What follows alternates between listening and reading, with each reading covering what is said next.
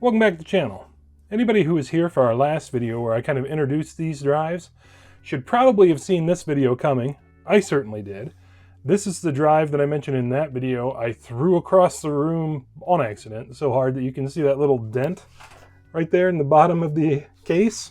This drive has been reallocating sectors or clusters, whatever, for a little while now. Basically, every time I go to use it, that number doubles. You know, it started off as like 6 and then 12, and now it's up to over 500. And normally, every time I would spin this guy up after it was sitting for a couple days, it would turn on and make all sorts of terrible noises. You could actually hear like a tink, tink, tink, tink, tink kind of noise every now and then. And what you notice is as the camera comes out, I try for like an hour to capture that sound for you, and it won't. So we'll see what happens later in the video. Anyway, the purpose of today's video is to start a warranty claim with Seagate for this guy. Now, I'm going to tell them the truth about what happened. You know, this drive was spun down. It took a pretty good mechanical shock. However, I still believe the shock it took to be less than the 300 Gs they advertise these to take. And honestly, I don't know what you would do with one of these to put 300 Gs on it. Like tape 299 more drives to it and throw it out of an airliner? You know, I don't know. But I suppose that's for Seagate to decide, not us. So what I'm going to do is I'll plug it into Crystal Disk Mark so you can see the smart data on it for yourself. And we're going to start documenting the process of getting a drive warranty exchanged with Seagate. It should be pretty straightforward. All we really need to do is get this information off the drive. So all that good stuff right there, and we'll plug it into their website along with some of my personal information that you don't need to know. And we'll be off for the races. They can tell me yes, no, good, bad, whatever. We're just going to want to look for Seagate warranty support. Right there it is. And since I was a good boy, I know these drives are in warranty because I checked them all when I first got them. Serial number this drive. And I am indeed in the United States. You can see we're all good to go there. All right, we're gonna come down here to starting a claim. I am an end user. I'm gonna have to create a new account, which you guys don't need a big part of. All right, so I got my account all taken care of, I think. Let's return a product. Apparently that's not what I wanted to do. Support.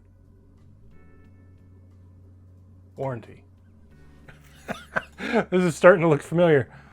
I'm starting to think maybe it was a good idea to document this. It's going so well. Okay, so apparently to warranty a frickin' drive, we have to create an order, not go to support, which is possibly the weirdest thing I've ever seen. But, you know, that's why we document this stuff. So I can learn and you can point and laugh. As far as they can prove I'm not a robot. Oh, my favorite thing in the world. Well, this is interesting. They don't even give me an option to explain the problem or anything else, so... Okay, I guess if I say it's bad, it's bad. So, I don't really need any advanced replacement. Truth be told, I already bought another drive to replace this one, and this one will just become a spare. I imagine they'll probably send me a refurbished drive in its place. So anyway, we're just going to go standard. Let me guess, I have to pay to send it? Looks like... Okay. I got all excited. They offered me a return label, and you know, it's devoid of any shipping information. It's literally just their address. So yeah, I have to pay to send it back. All right, so let's take a look at that smart data. As I said, we're just going to come over to Crystal Disk Info. Yeah, and it's going to pop up and let us see the smart info. Whether or not you could hear it in video, it should have made a little chime because we have a warning. And over here you can see, you know, 522 reallocated sectors. Like I said before, it was going every time I powered the thing up, it would double that number. So if I started copying a bunch of data to it, maybe it would, maybe it wouldn't. You can see the drive's still pretty young. You know, 219 hours is not that long. You know, that's what, not even 10 days? That's nothing for a drive like this. Power on count 138, no big deal. So that's how it looks now. Frankly, I don't even know if Seagate's going to consider that to be defective. We'll just have to wait and see. And just as one final measure, because I know someone's probably going to ask, Seagate recommends that you, well, recommends, requires, whatever, that you run CTools and let that be the sole determining diagnostic software. So we're going to go ahead and do that. I've done this before on another computer and it said the drive was fine, you know, despite clear evidence it's not. But we'll see if it has advanced enough to the point that it'll now show us something different. Okay. It's showing the same number, but it's, you know, saying that's just fine. You know, I disagree. Let's give it a quick test.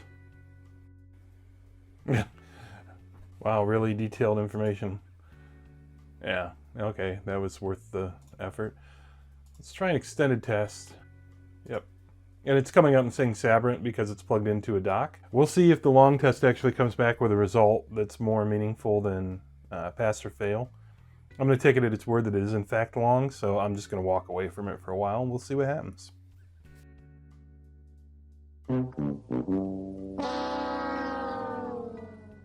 So let's look at the smart data again, because with it aborting like that, it's acting exactly like it was when I was just trying to use it. The drive would basically lock up for like 20 minutes and then finally sort itself out. Yeah, but it's not incrementing this number. So it's doing really weird stuff. Let's try C-Tools again, give it the long test again.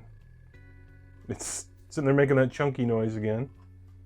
For fun, we'll just send it on a quick test, see if it passes it. Okay, let's try another long test and see if it makes it this time. You see, phase 1, collect underpants. Phase 2, phase 3, profit.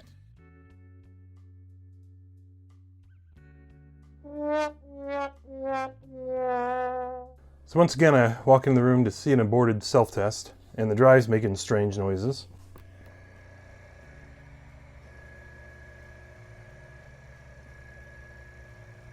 You can hear how that's repeating. To me, that sounds like it's got an error in one spot and it just can't correct it. So you've heard it, you've seen it. I'm going to run another quick test on it to watch it pass again. Just so you know I'm not crazy. I don't trust the C-Tools utility. I think it probably weighs things in Seagate's favor as far as being able to disclaim warranty. Oh, and there it goes making weird noises again.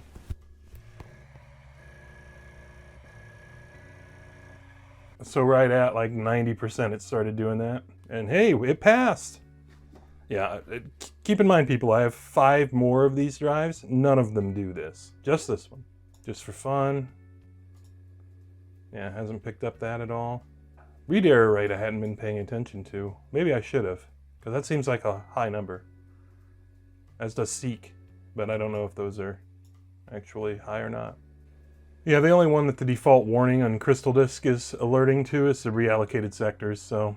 Well, whatever, I'm done with this. I'm going to send it in for warranty anyway. It just sounds terrible.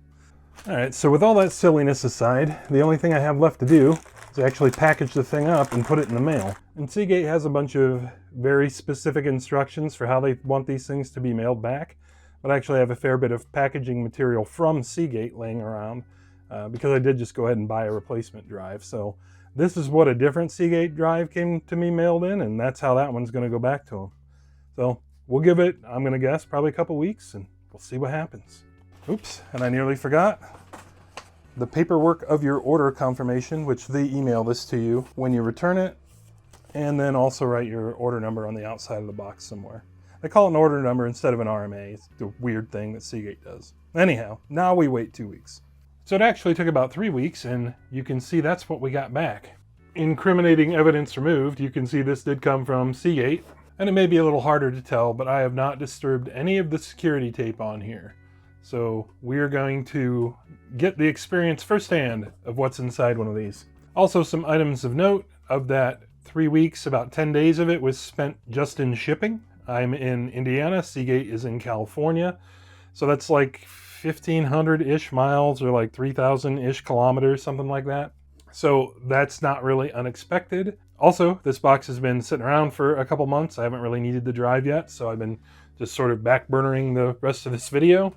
And I already kind of know what's in here because they email you when they ship you the drive and they ship you your serial number. So I know inside here is a version of the same drive I sent.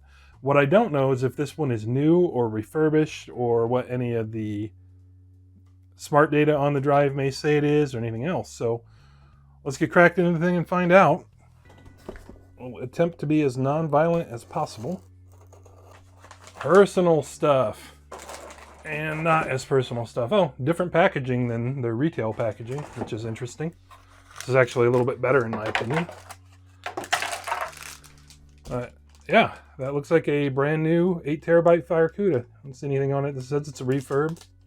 Data manufacturer is actually, I think, a little bit older than the drive I sent in, but it doesn't really matter. I'm sure they'll honor the warranty regardless. As I've suggested to you guys in the past, I'm going to double check my serial number and make sure it's got good warranty and all that stuff before I crack it out of the packaging. Even though Seagate emailed me the warranty information or the serial number for this drive and all that, maybe they transposed the digit or something versus the one they sent me, so I'm just going to double check. Yep, just double check. The warranty on this continues on until when the warranty period for the original drive would have expired, so that's like over 4 years from now. This is the serial number, same one they emailed me and all that stuff, so we're good to go. We should be able to rip this guy open. Before I do that, I should mention that Seagate was like cool to the point of being like almost a little bit annoying as regard its content. There was no opportunity for any Q&A, no pushback, no nothing whatsoever. I couldn't even type in like, hey, I threw this hard drive into a wall. They didn't ask, we didn't tell, they just sent new drive out. Cost me $8, no problems whatsoever. I haven't looked at any of the paperwork that came with the drive yet. I don't know if they said, hey, don't be a moron with this one. In fact, there's a spot there for like additional instructions and notes and things. Left blank, nothing. Assuming this drive works, we're all good. Let's get it cranked up.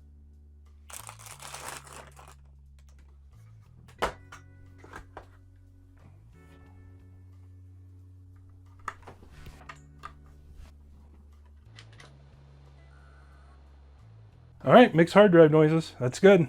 Alrighty, so we're over here on Not Adele. I've got it plugged in. Let's check out and see if we've got it in disk management here. Yep, pops right up. Yep, sounds good. Okay, so now we have a partitioned and unallocated drive. We're going to right click it, do simple volume. Next. Yep. Sure. NTFS is what I'm looking for. Yep, fine. So it's going to do a quick format, hopefully bring it right online. So yeah, no big deal. See it over here in Windows Explorer. Looking good. Cool. Let's check out the smart data. I'm reasonably sure Seagate would have wiped it even if it was a refurbished drive, which I don't think this is. Crystal disk info here. Drive D. Power on count once. That's mostly correct, I think. Most importantly, 0 reallocated sectors. Cool. Just for fun, let's send it through a speed benchmark and see if we're, seeing stuff about like what we would expect. Alrighty, so let's see, drive D. Let it rip.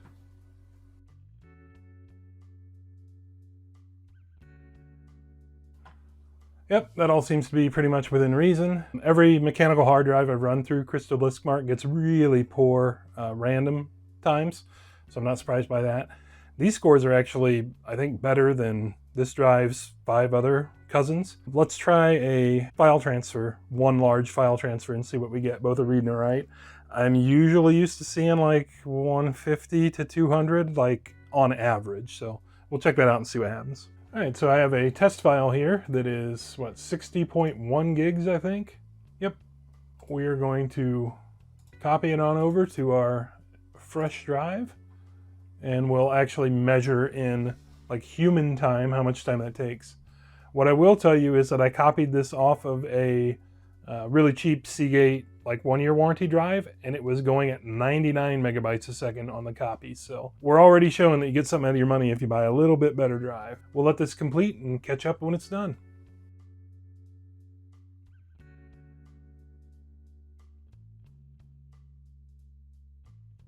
Well, caramba. I think this guy's faster than all of its cousins. It didn't drop down from about that 245 megabytes a second rate, either read or write, on that 60 gig file. That is cruising right along, so nothing to complain about there. So without any complaint, or for that matter, any feedback whatsoever, Seagate Warranty exchanged a drive that I literally slung across the room, broke on my own, with no questions asked. It appears they replaced it with a brand new drive that retains the original warranty, and that drive performs better than the one that I sent back. And for that matter, seems to be a standout performer among the 6 identical drives like this that I own. Can you complain?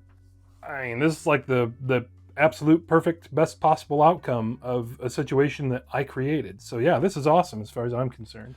So as of about April of this year, I have bought 6 Firecuda 8TB drives. 5 are only shown here because one's installed in the machine right now. 1 Iron Wolf 8TB, which is a 3-year warranty drive. That was my mistake. I'd intended to buy an Iron Wolf Pro, which would have been a 5-year drive, but that's all right. It was still an acceptable price at the time.